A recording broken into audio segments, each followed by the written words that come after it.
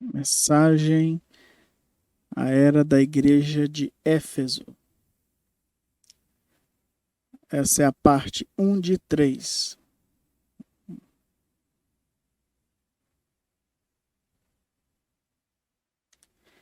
Capítulo 3. A era da igreja de Éfeso. Introdução às eras da igreja.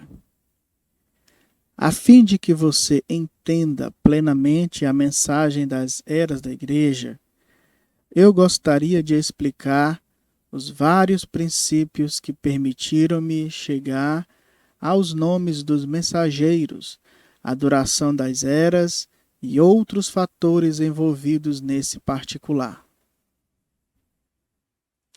Uma vez que este estudo seria o mais sério que eu já empreendera até esta ocasião, eu busquei a Deus durante muitos dias pela inspiração do Espírito Santo. Só então li as Escrituras sobre as eras da igreja e me aprofundei nas muitas histórias da igreja escritas pelos mais imparciais historiadores que pude encontrar.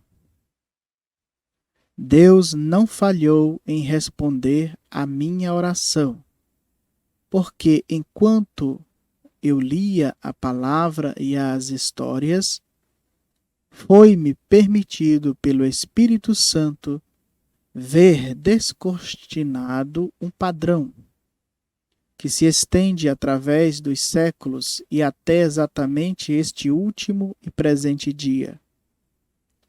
A chave que me foi dada pelo Senhor, pela qual pude determinar o mensageiro para cada era, é extremamente escriturística. De fato, ela poderia ser chamada a chave básica da Bíblia. É a revelação de que Deus nunca muda e de que seus caminhos são tão imutáveis como Ele é. Em Hebreus, capítulo 13, versículo 8, diz: Jesus Cristo é o mesmo ontem e hoje e eternamente. Eclesiastes, capítulo 3, versículos 14 e 15. Eu sei que tudo quanto Deus faz durará eternamente. Nada se lhe deve acrescentar e nada se lhe deve tirar. E isto faz Deus para que haja temor diante dele. O que é, já foi, e o que há de ser, também já foi. E Deus pede conta do que passou. Aqui está um Deus imutável com caminhos imutáveis. O que ele fez na primeira vez, terá que continuar fazendo até que seja feito pela última vez. Nunca haverá uma mudança. Aplique isso às eras da igreja. O tipo de homem que Deus escolheu para a primeira era e como Deus se manifestou no ministério desse homem, seria o exemplo para todas as outras eras. O que Deus fez na primeira era da igreja é o que Ele quer fazer em todas as outras eras. Agora, nós sabemos exatamente, segundo a palavra que foi registrada pelo Espírito Santo, como a primeira igreja, ou a original, foi fundada e como Deus manifestou-se nela. A palavra não pode mudar ou ser mudada, porque a palavra é Deus. João capítulo 1, versículo 1. No princípio era o Verbo, e o Verbo estava com Deus, e o Verbo era Deus. Mudar uma palavra dela, como Eva fez, traz pecado e morte. Assim como diz em Apocalipse capítulo 22, versículos 18 e 19.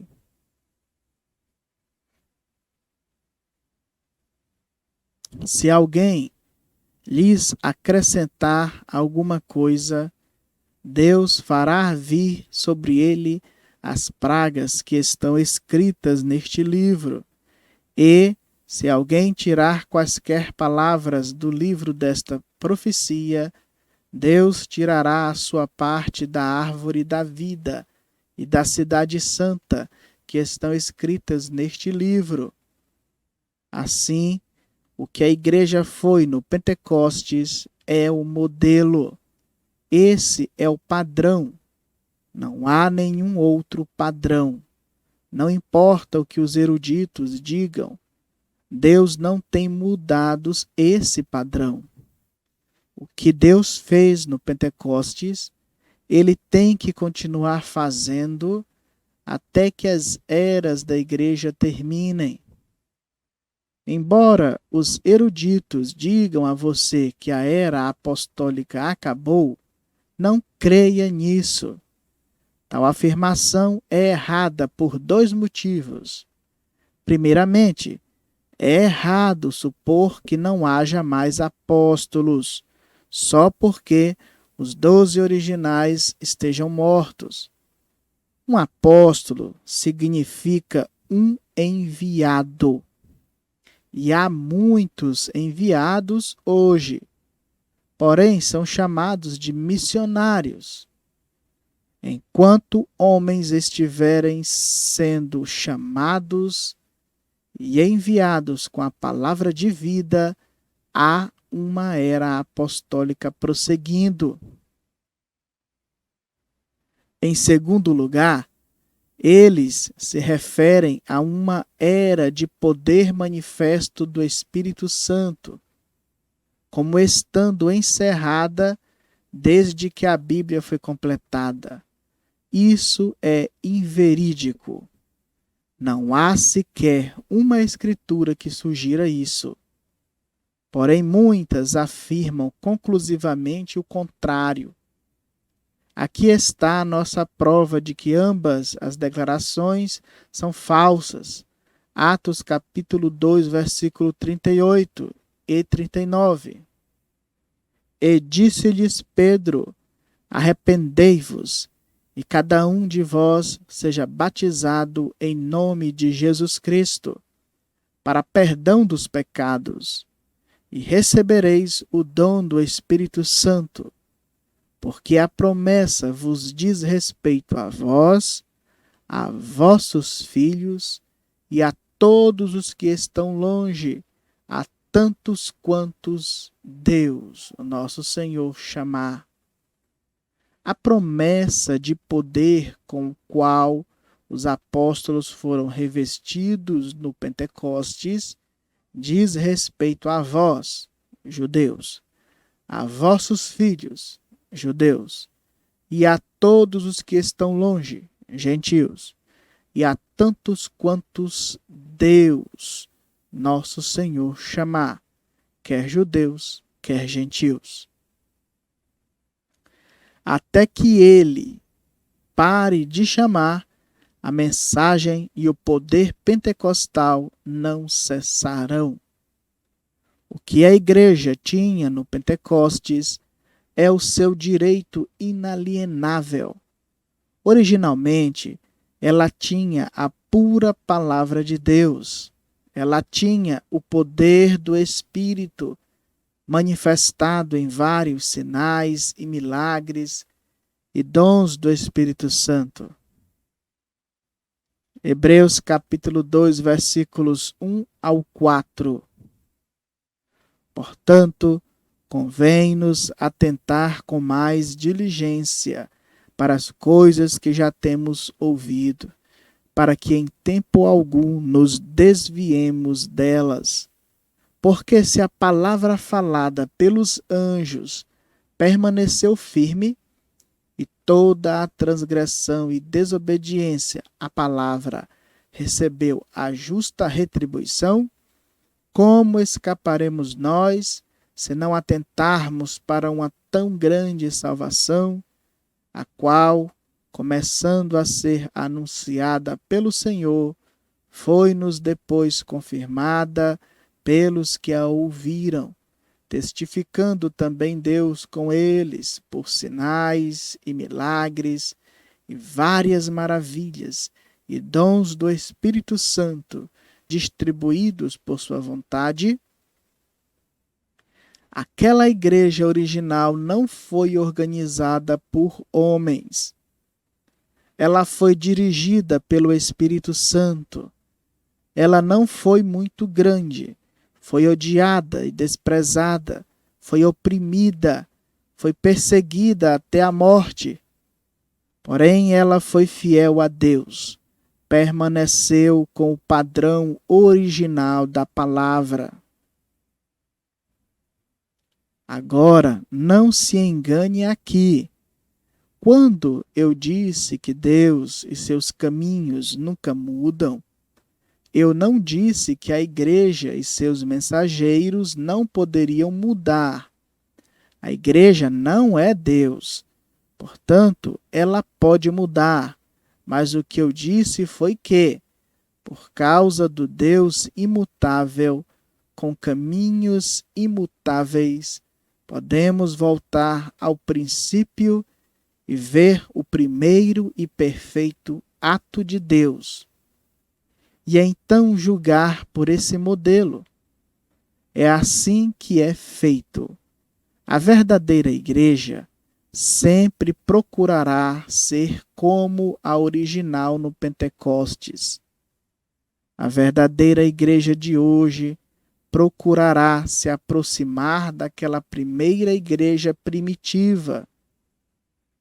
E os mensageiros para a igreja, e os mensageiros para as igrejas, tendo o mesmo Espírito de Deus neles, tentarão se aproximar do apóstolo Paulo.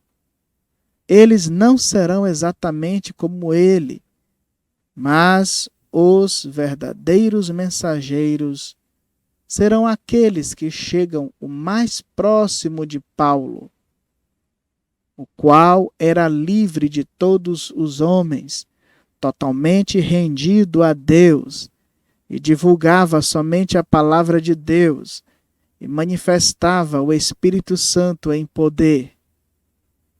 Nenhum outro satisfaria.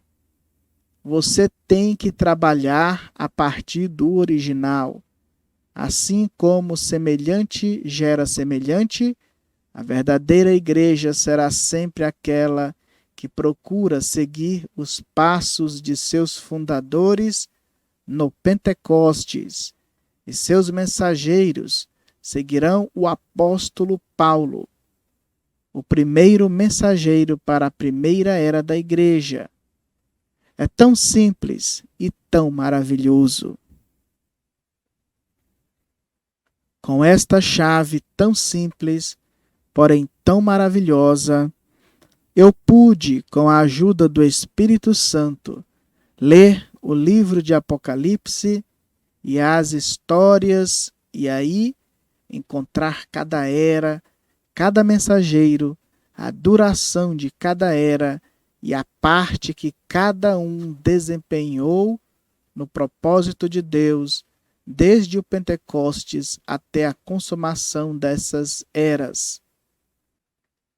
Uma vez que você agora entende como chegamos à conclusão de como a verdadeira igreja se parecia, o que ela foi no Pentecostes e o que ela foi na era apostólica, como exposto na palavra no livro de Atos, podemos aplicar a mesma regra para mostrar como a igreja falhou. O erro básico ou erros que se insinuaram na primeira igreja e foram revelados nos livros de Atos e Apocalipse e também nas epístolas, tornar-se-ão mais e mais visivelmente manifestos em cada era subsequente, até chegarmos a um completo obscurecimento da verdade na última era, ou seja, a era de Laodiceia. Agora, desta primeira chave que recebemos do Senhor, advém outra e quase tão igualmente maravilhosa verdade. Eu disse que a verdadeira igreja procuraria sempre ser como foi no livro de Atos. Isso é exatamente correto, mas descobrimos que a palavra também mostra uma invasão do erro, até que haja um completo obscurecimento da verdade nos últimos dias, quando o Senhor estiver para aparecer. Surge então a pergunta em nossas mentes: Deus abandona os seus e os deixa cair em um estado de completo engano? De forma alguma, pois a Escritura diz muito claramente em Mateus capítulo 24, versículo 24, que os escolhidos não podem ser enganados. Porque surgirão falsos cristos e falsos profetas, e farão tão grandes sinais e prodígios que, se possível fora, enganariam até os escolhidos. E então, a resposta está clara diante de nós. Há uma verdadeira igreja e uma falsa igreja. Há uma verdadeira vinha e uma falsa vinha. Mas é claro que a falsa igreja, o corpo da falsa vinha, sempre procurará usurpar a posição da verdadeira igreja e sustentar que ela, e não os eleitos, são os verdadeiros e autênticos. A falsa procurará matar a verdadeira. Foi assim no livro de Atos. É assim que é exposto nas 7 eras. E é assim que está declarado nas várias epístolas. É assim que foi. É assim que é agora. É assim que será. Não pode mudar. Agora, sejamos muito cuidadosos para não nos confundirmos neste ponto. Assim, vamos esquadrinhar a palavra para validar esta afirmação. Voltemos ao livro do princípio, Gênesis. No jardim do Éden havia 2 árvores. Uma era boa, a outra era má. Uma produzia vida e a outra produzia morte. Houve 2 filhos que originalmente ofereceram sacrifícios a Deus. Deixe-me repetir isso. Ambos ofereceram sacrifícios a Deus. Gênesis capítulo 4, versículos 3 ao 5. E aconteceu ao cabo de dias que Caim trouxe do fruto da terra uma oferta ao Senhor. E Abel também trouxe dos primogênitos das suas ovelhas e da sua gordura. E atentou o Senhor para Abel e para a sua oferta, mas para Caim e para a sua oferta não atentou. Porém, Caim, era mau, sendo de seu pai o maligno, enquanto Abel era justo diante do Senhor. Outra vez, houve 2 filhos, provenientes da carne dos mesmos pais. Foram os gêmeos de Isaque e Rebeca. Um era eleito de Deus e o outro era réprobo. Ambos adoravam a Deus. Em cada caso, em particular, a adoração a Deus estava envolvida. Em cada caso, o mal odiava o justo e perseguia o justo. Em alguns casos, o mal destruiu o justo. Mas note, eles foram plantados juntos. Eles viviam juntos. Faziam alegações quanto a Deus e o adoravam. Estas ilustrações retratam perfeitamente a parábola do Senhor Jesus Cristo, quando disse que o reino dos céus era semelhante ao homem que semeou boa semente. Só que veio um inimigo e plantou o joio no meio daquelas boas sementes. Deus não plantou o joio. Satanás plantou aquele joio bem no meio da boa semente de Deus. Essas duas espécies de plantas, pessoas de duas sementes diferentes, cresceram juntas, compartilharam da alimentação na mesma terra, participaram do mesmo sol, chuva e todos os outros benefícios, e ambas foram ceifadas na sua vez. Você vê isto? Jamais esqueça estas verdades enquanto estudamos as eras da igreja e mais tarde os selos. E acima de tudo, não esqueça que é nesta última era, quando o joio está sendo atado para sua queima, que ele empurrará para fora o trigo que vai ser armazenado pelo Senhor. Quero levar este pensamento até o fim.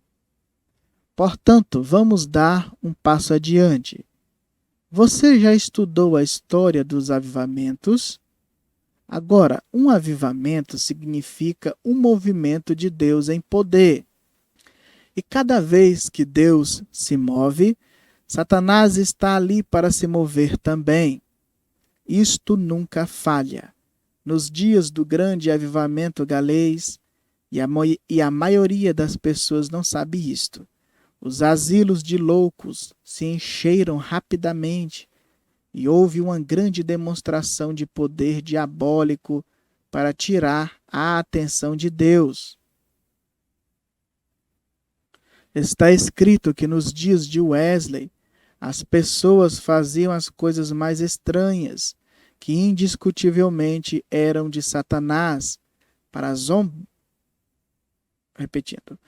para tentar zombar da bondade e poder de Deus.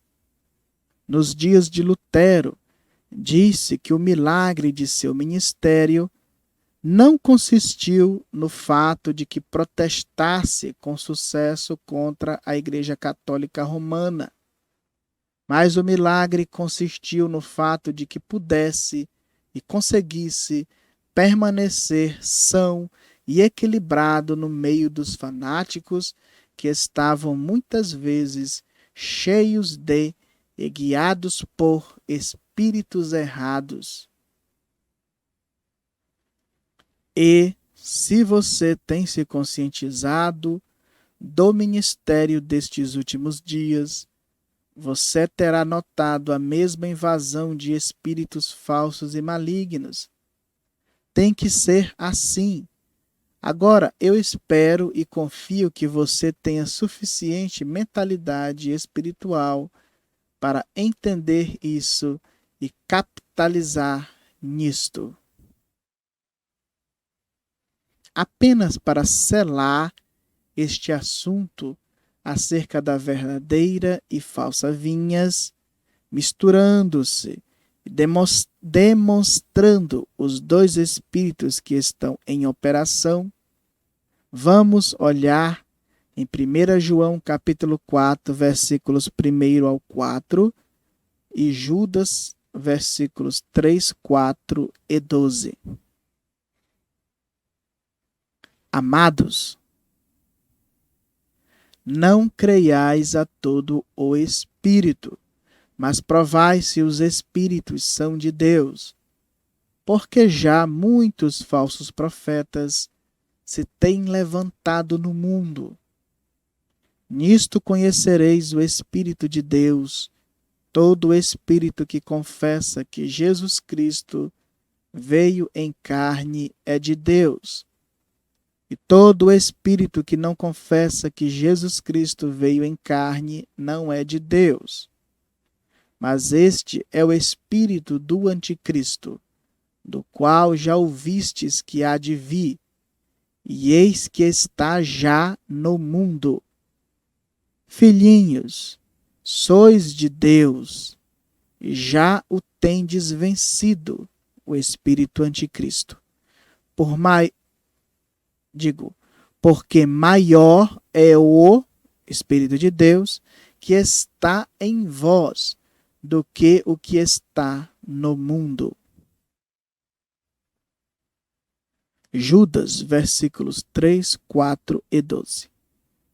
Amados, procurando eu escrever-vos com toda a diligência acerca da salvação comum, tive por necessidade escrever-vos e exortar-vos a batalhar pela fé que uma vez foi dada aos santos.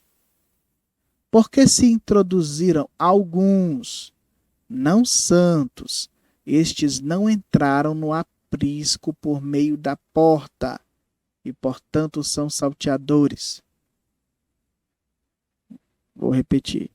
Porque se introduziram alguns que já antes estavam escritos para este mesmo juízo, homens ímpios, que convertem em dissolução a graça de Deus e negam a Deus, único dominador e Senhor nosso, Jesus Cristo.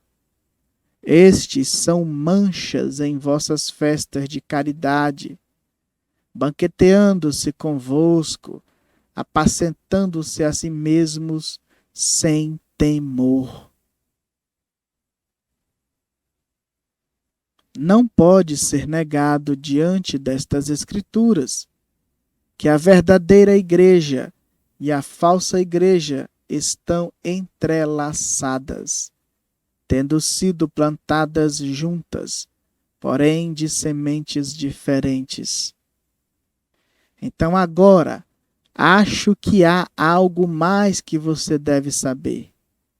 As 7 igrejas, as quais João escreveu, ficam na Ásia Menor e são todas igrejas gentias.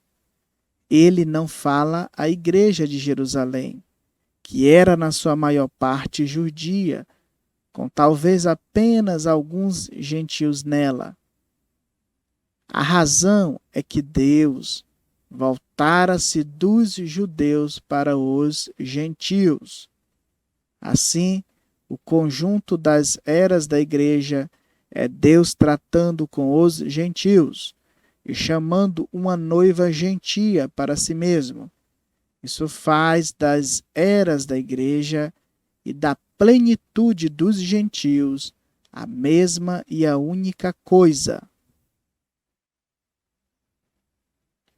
Atos capítulo 13, versículos 44 ao 48.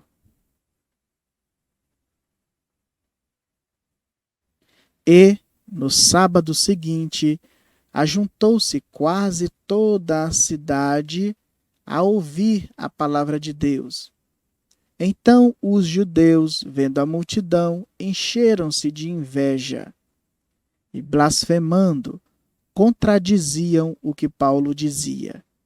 Mas Paulo e Barnabé, usando de ousadia, disseram: era mister que a vós se vos pregasse primeiro a palavra de Deus, mas visto que a rejeitais e vos não julgais dignos da vida eterna, eis que nos voltamos para os gentios, porque o Senhor assim nos mandou. Eu te pus para a luz dos gentios, para que sejas de salvação até aos confins da terra.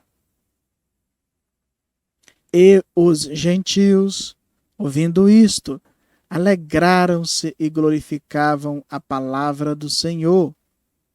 E creram todos quantos estavam ordenados para a vida eterna. Romanos capítulo 11, versículos 1 ao 8. Digo, pois, porventura rejeitou Deus o seu povo? De modo nenhum, porque também eu sou israelita da descendência de Abraão, da tribo de Benjamim. Deus não rejeitou o seu povo, que antes conheceu. Ou não sabeis o que a Escritura diz de Elias, como fala a Deus contra Israel, dizendo: Senhor, mataram os teus profetas e derribaram os teus altares, e só eu fiquei, e buscam a minha alma. Mas o que lhe diz a resposta divina? Reservei para mim 7.000 varões, que não dobraram os joelhos diante de Baal. Assim, pois, também agora, neste tempo, ficou um resto, segundo a eleição da graça. Mas se é por graça, já não é pelas obras. De outra maneira, a graça já não é graça. Pois que o que Israel buscava não o alcançou, mas os eleitos o alcançaram, e os outros foram endurecidos. Como está escrito: Deus lhes deu espírito de profundo sono, olhos para não verem e ouvidos para não ouvirem até ao dia de hoje. Romanos capítulo 11, versículos 25 ao 29. Porque não quero, irmãos, que ignoreis este segredo, para que não presumais de vós mesmos, que o endurecimento veio em parte sobre Israel, até que a plenitude dos gentios haja entrado, e assim todo Israel será salvo, como está escrito: de Sião virá o libertador, e desviará de Jacó as impiedades. E este será o meu concerto com eles, quando eu tirar os seus pecados. Assim que, quanto ao Evangelho, são inimigos por causa de vós, mas quanto à eleição, amados por causa dos pais, porque os dons e a vocação de Deus são sem arrependimento. Estas 7 igrejas, localizadas na Ásia Menor, continham certas características dentro delas, naquele tempo remoto, que se tornaram o fruto maduro das eras posteriores. Aquilo que era apenas sementeira lá atrás, resultou mais tarde em uma safra madura, assim como Jesus disse. Porque se ao madeiro verde fazem isto, que se fará ao seco? Lucas capítulo 23, versículo 31. A mensagem para a era da igreja de Éfeso. Apocalipse capítulo 2, versículos 1 ao 7. Abrimos um parêntese para recomendar a você pegar a sua Bíblia e fazer a leitura agora desta escritura e,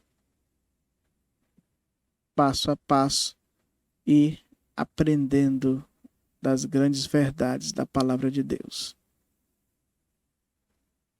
Está escrito assim: escreve ao anjo da igreja que está em Éfeso.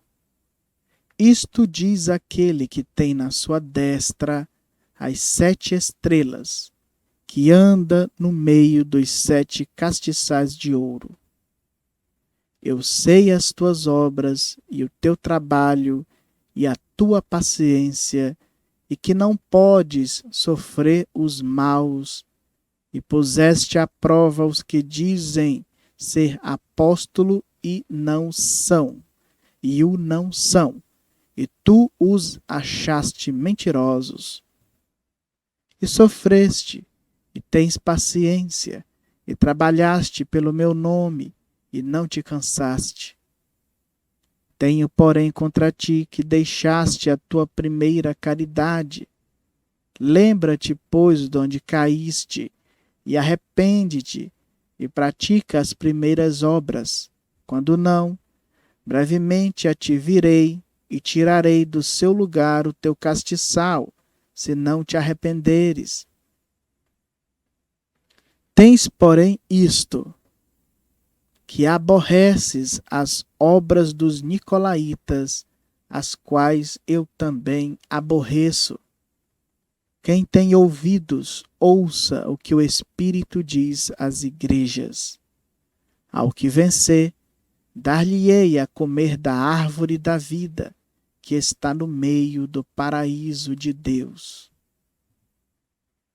O mensageiro. O mensageiro, anjo, para a igreja de Éfeso foi o apóstolo Paulo. Que ele foi o mensageiro para a primeira era dos gentios não pode ser negado. Embora a Pedro fora concedida a autoridade de abrir as portas aos gentios, foi dado a Paulo ser seu apóstolo e profeta. Ele foi o profeta mensageiro para os gentios.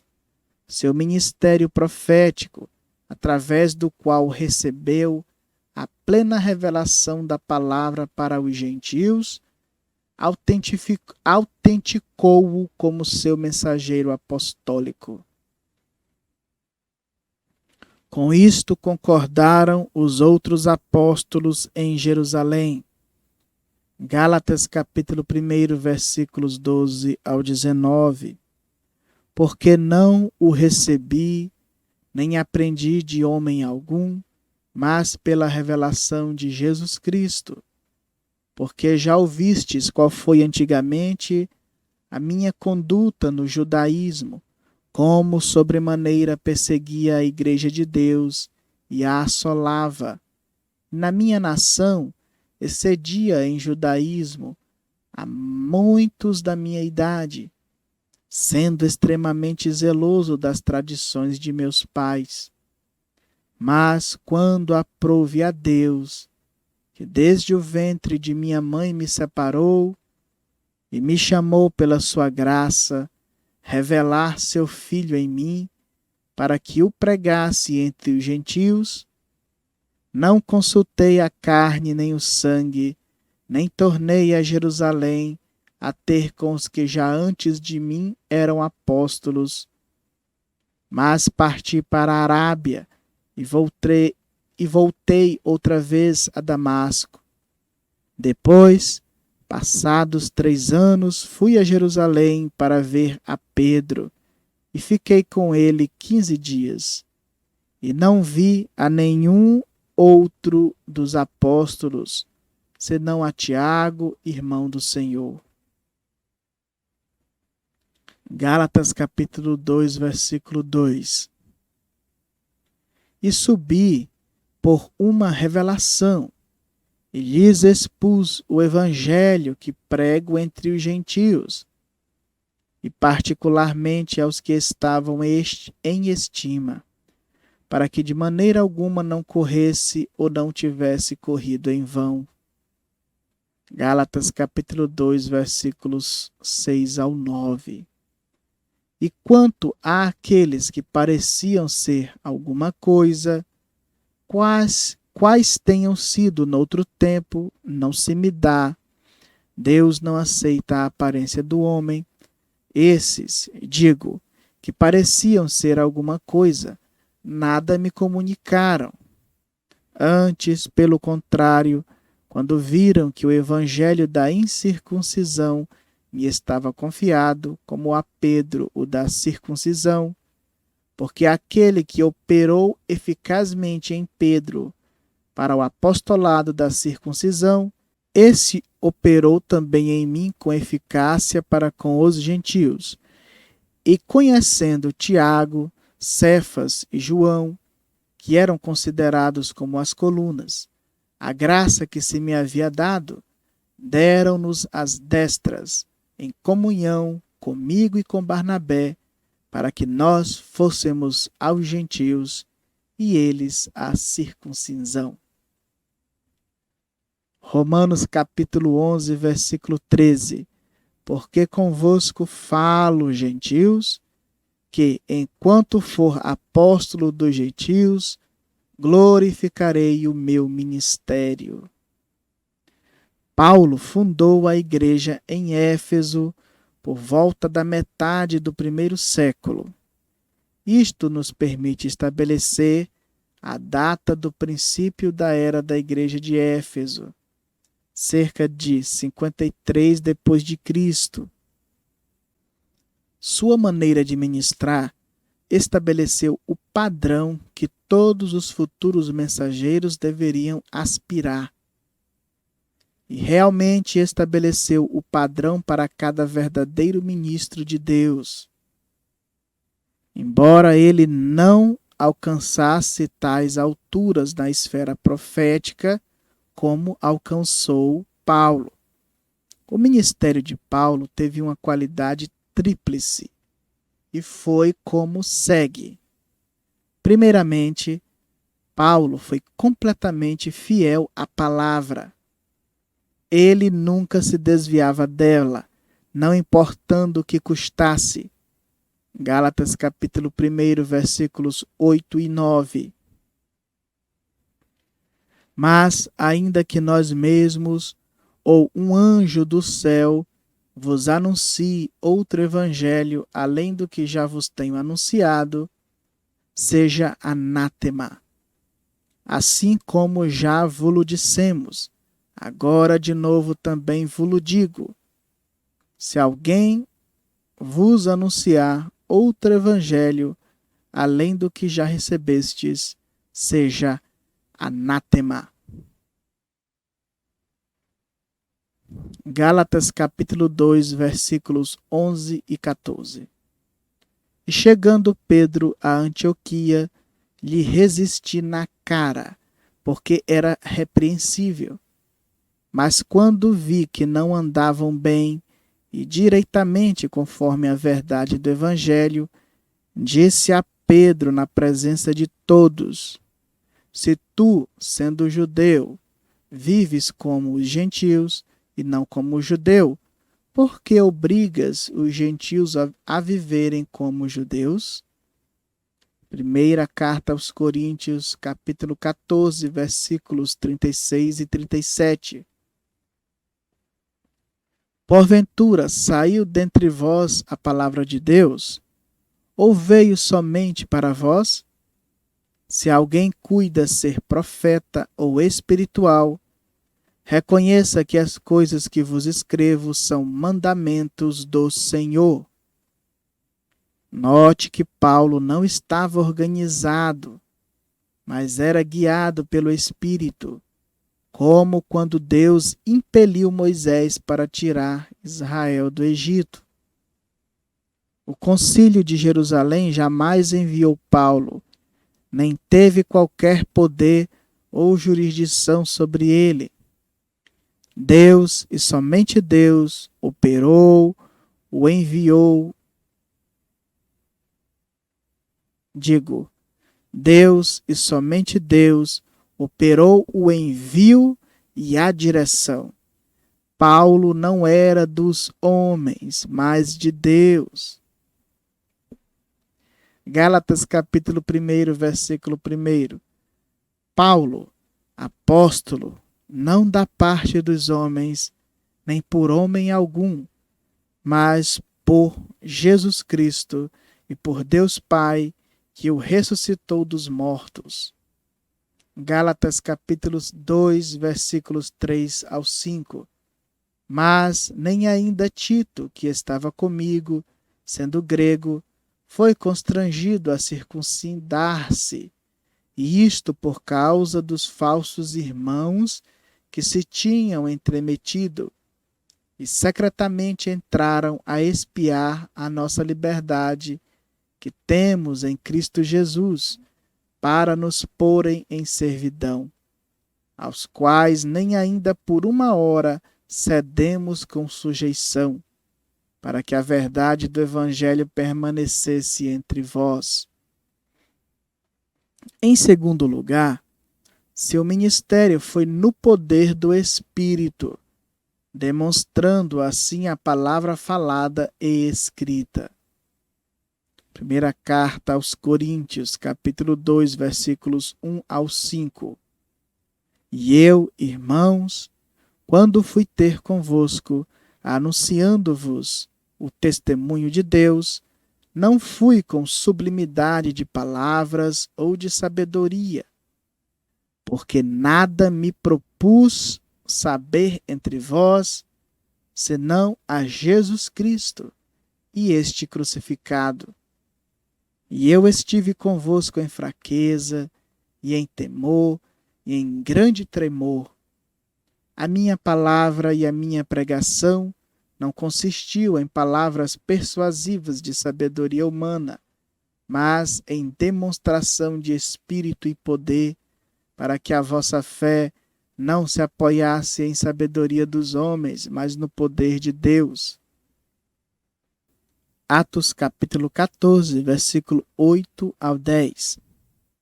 E estava assentado em Listra certo varão leso dos pés, ou leso dos pés, coxo desde o ventre de sua mãe, o qual nunca tinha andado.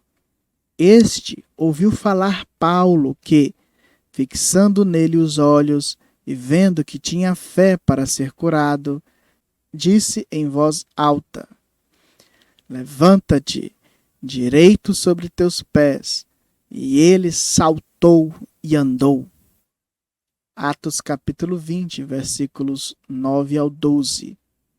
E estando um certo mancebo, por nome Eutico, assentado numa janela, caiu do terceiro andar, tomado de um sono profundo que lhe sobreveio durante o extenso discurso de Paulo, e foi levantado morto. Paulo, porém, descendo, inclinou-se sobre ele e, abraçando-o, disse: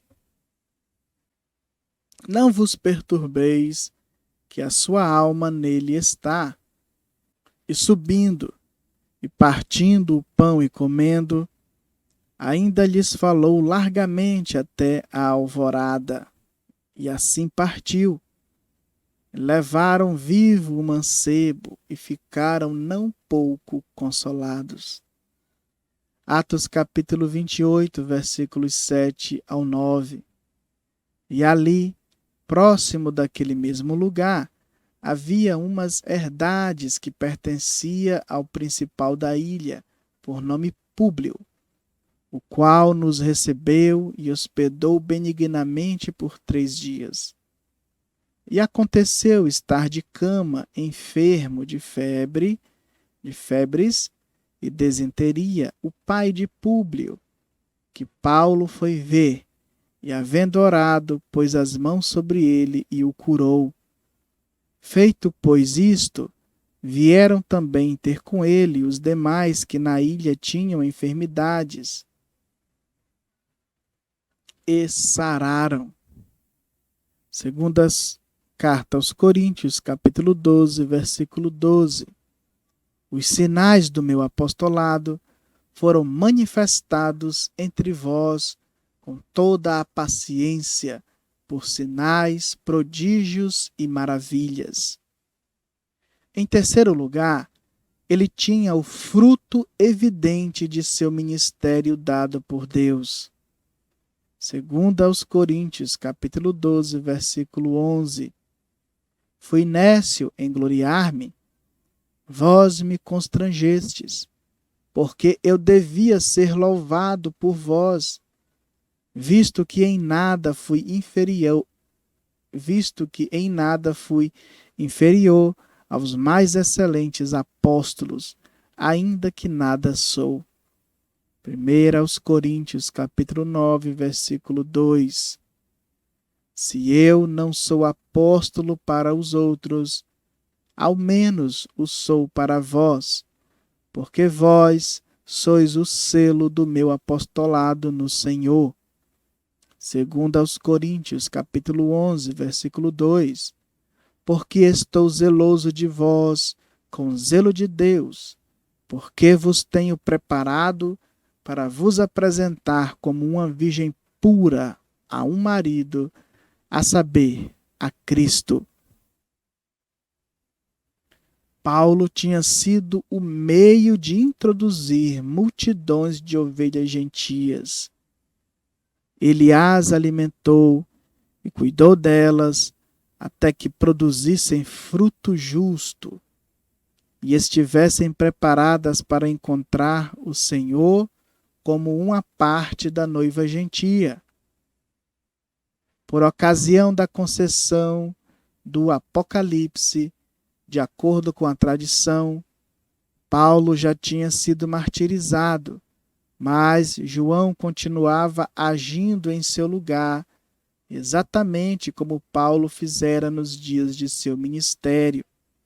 A morte de Paulo, antes que o Apocalipse fosse dado, de maneira nenhuma anula o fato de que ele foi o mensageiro para a era da igreja de Éfeso.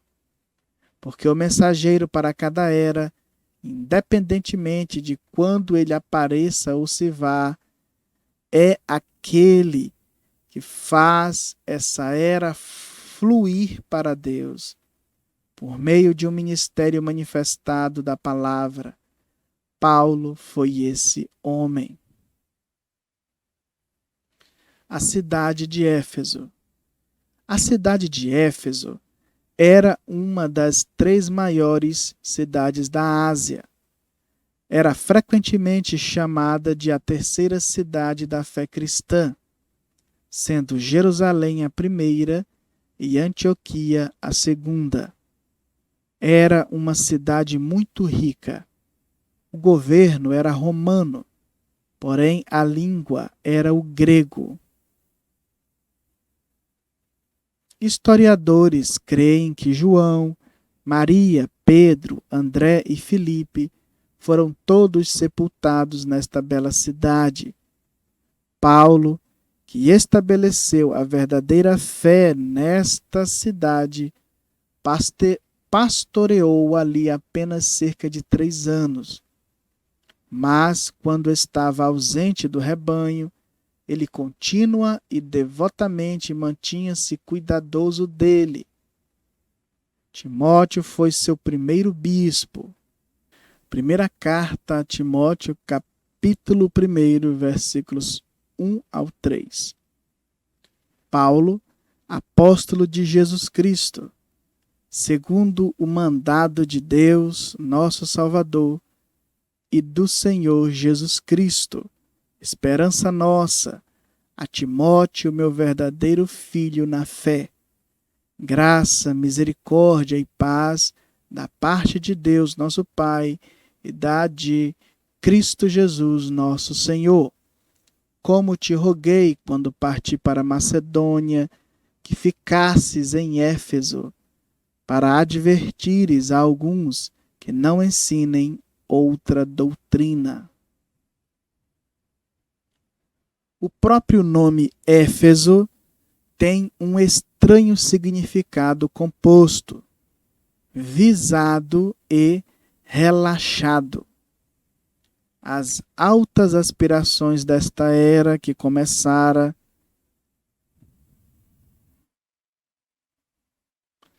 com a plenitude do Espírito, a profundidade de Deus, pela qual eles estavam visando a soberana vocação de Deus, começaram a dar lugar a uma atitude menos vigilante, Um seguir a Jesus Cristo menos ardente começou a se manifestar como um presságio de que, nas eras futuras, o veículo físico chamado a Igreja submergiria na hediondez da profundidade de Satanás.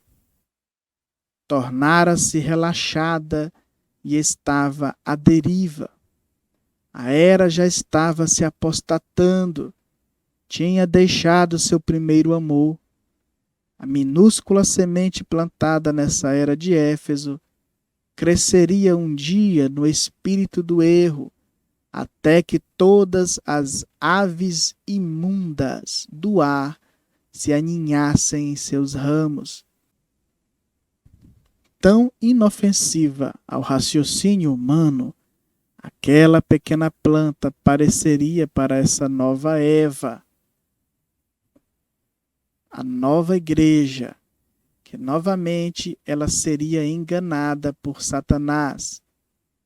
A era de Éfeso tinha oferecido a ela a oportunidade de ter o melhor de Deus, e por algum tempo ela prevaleceu, e depois relaxou.